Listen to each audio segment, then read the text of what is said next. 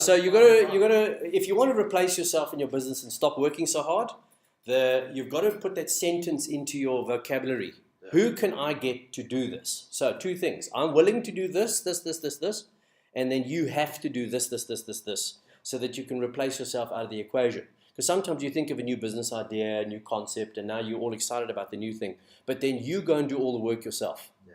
So you've got to have that, the war cry has to be, right, new idea, new income, new money, new platforms. Who am I going to get? Like you said, I spent all the time with my dealers and that's been great. But now you need to get someone that does that all the time, not you.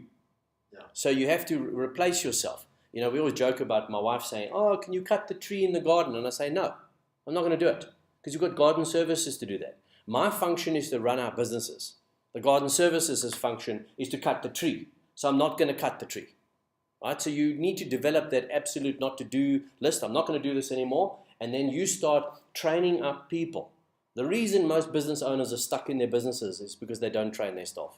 Yeah. Or they don't employ staff because you think it's expensive. Yeah. You don't realize it's more expensive to not have staff than it is to have them, train them, bring them in to replace you.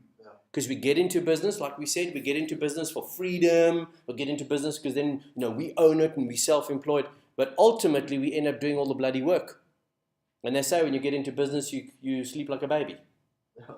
You wake up every 2 hours screaming. Yeah.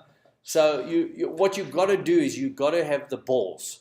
Yeah. You've got to have the chutzpah to replace yourself in your business. And then once you wax that concept, once you've got it really and truly pumping all on its own, that's when you create the second company and then just duplicate what you did the first time around.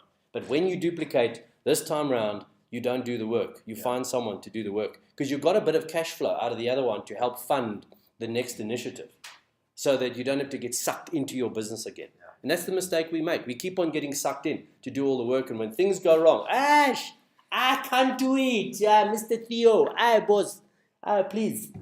And then guess what we do? Okay, well, let me do it. You can't do it, let me do it. Instead of saying, well, bring a solution back here. Don't come to me with problems. Come to me with an answer to the problem and get my consent as to whether that's the right answer to the problem.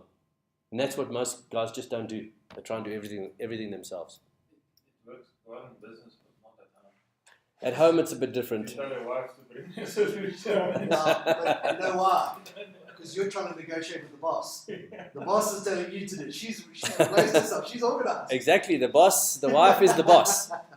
The biggest mistake men make is they don't realize that the wife is actually the boss.